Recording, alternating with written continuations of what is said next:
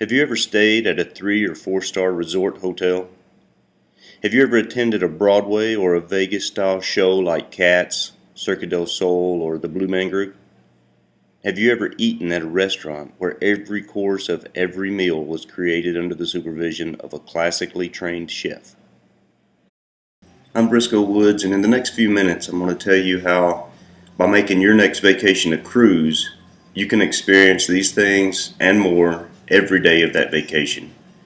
You'll see how a cruise compares to a land vacation monetarily, and then I'll tell you about two factors that draw people back to cruising over and over: the food and the entertainment.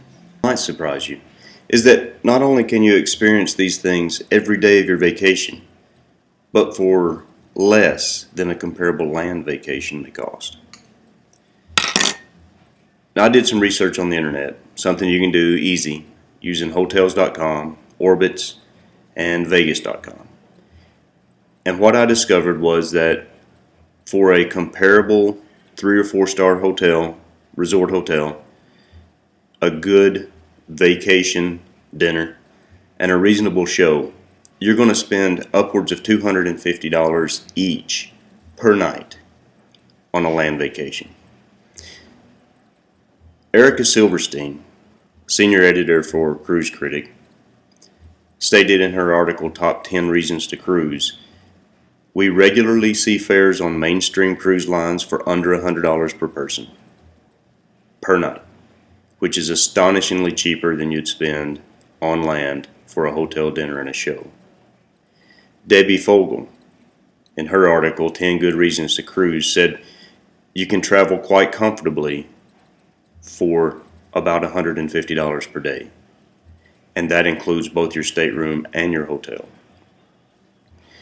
Now, folks, as someone who's taken multiple cruises, I'll not only vouch for those two statements, but I'll also state this: there are so many extras that are included in cruising that if you had to pay for all of that on top of the dinner and the lodging and the shows, well, you'd have to have a lot better job than I do. All of the workshops, the demonstrations, the tours of the boat, the daily entertainment, the breakfast, lunch, dinner, coffee, ice cream, room service. Did I mention the food? There is seriously such a large selection of food on board that if you haven't witnessed it, you'll find it hard to believe. There is food available to you literally 24 hours a day. The main dining rooms of very glamorous settings usually have an early and a late seating.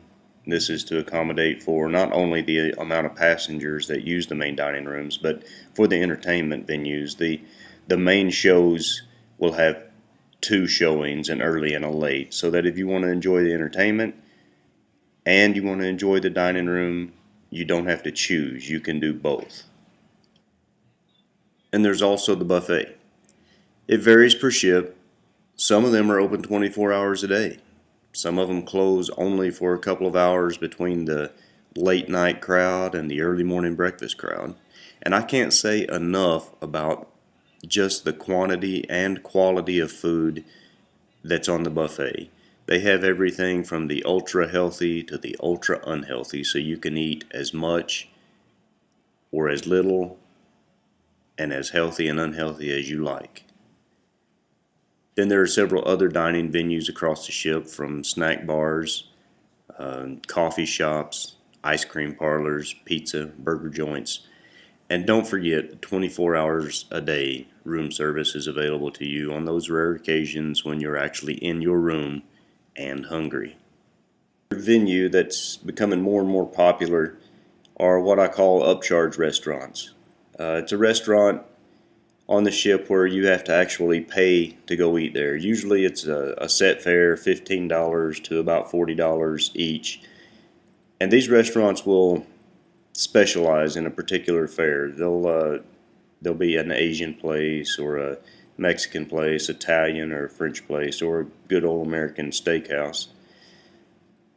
In my opinion, you could do a lot worse than just sticking with the food that your ticket pays for. It's going to be fantastic, and you're not going to miss out on anything, especially on lobster night. I usually tell them just bring me 2 of those things out here to start with. David Owen of the New Yorker said in his article, Floating Feasts, Oasis of the Seas passengers eat a metric ton of lobster during a typical 7-day cruise. I don't doubt that for a second. But I will tell you there are other things besides food that attract people to cruising.